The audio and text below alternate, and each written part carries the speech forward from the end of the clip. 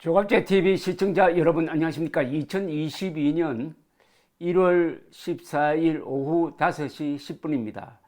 법원이 코로나 방지를 위해 정부가 도입한 방역 패스라고 하면은 백신 접종 증명 그리고 음성 확인서를 말하는 거죠. 그 효력을 일부 정지하라는 판결을 내렸습니다. 이 방역 패스를 너무 광범위하게 적용함으로써 일상생활 또는 이 청소년층의 피해를 줄이기 위한 상당히 합리적인 판결이 내려졌다는 인상을 받았습니다. 지난 4일에도 학원과 독서실, 스터디 카페를 대상으로 한 방역 패스 강제 적용을 금지하는 판결을 내린 바 있습니다. 이번 판결은 서울 행정법원 행정사부 재판장 한원교 재판장이 조두형 영남대 의대교수와 의료계 인사 등 1023명이 보건복지부 장관, 질병관리청장 등을 상대로 낸 방역 패스 처분 집행정지 신청을 일부 인용했습니다. 즉 일부 받아들였다는 이야기입니다.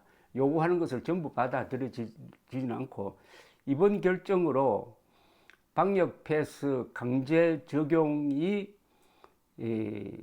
정지되는 곳은 서울 시내의 경우에 면적이 3,000평방미터 이상인 상점, 마트, 백화점 등입니다. 식당과 카페 등은 계속 방역 패스의 효력이 유지됩니다.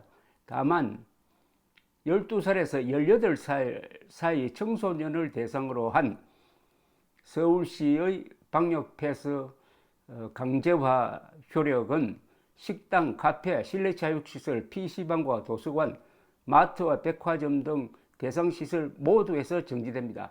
그러니까 12살에서 18살 사이 이 코로나 감염 사례가 극히 낮은 이 층은 거의 자유롭게 백신 맞지 않고도 활동할 수 있다 이런 뜻입니다. 재판부는 방역 패스 시행으로 코로나19 확진자 전체의 중증화율을 낮출 수 있었다.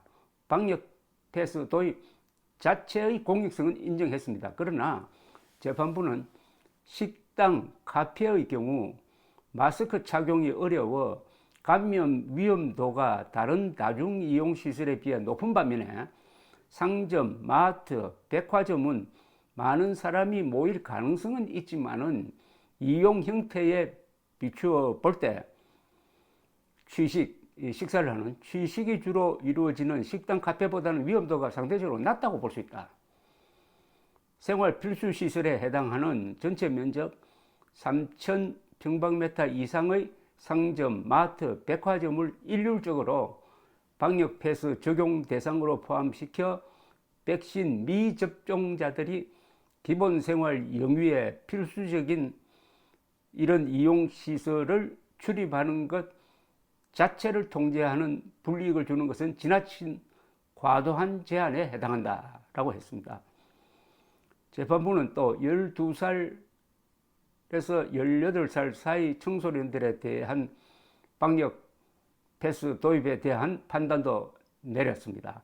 재판부는 코로나19 감염으로 인한 중증화율이 현저히 낮고 사망 사례가 없는 12세에서 18세 이하 청소년들을 방역 패스 강제 적용 대상으로 삼는 것은 합리적인 근거가 있는 제안으로 보기가 어렵다.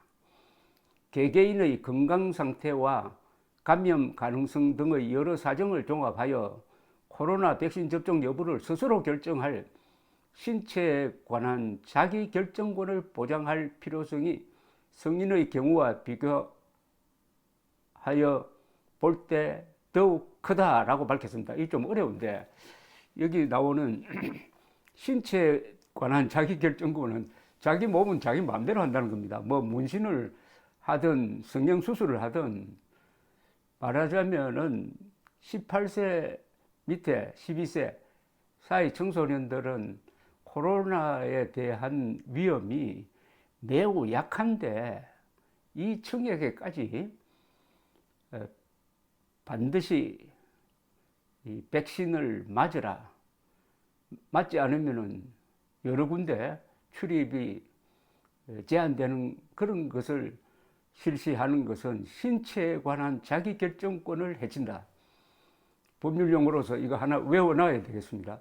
신체에 관한 자기결정권이라는 게 있습니다. 자, 그런데 이 판결 이후에 조 교수 측 대리인은 보건복지부와 질병관리청에 대한 지침은 아예 각하했고 일부 인용 효력도 서울시에 대해서만 발생했다. 기대에 못 미치는 결과다라고 말했습니다. 이 조 교수 등은 지난달 31일 정부가 교육시설, 상점, 마트, 식당, 카페, 영화관, 운동경기장, PC방 등 대부분의 일상생활에 대한 방역패스 도입 효력을 멈춰달라며 소송을 냈더랬습니다. 지난 4일 같은 법원 행정 8부는 학원, 도서실, 스터디 카페의 방역패스 적용을 본안소송 1심 선고 때까지 일시 중단하라는 결정을 내렸고 이번에 다시 후속 조치가 나온 겁니다.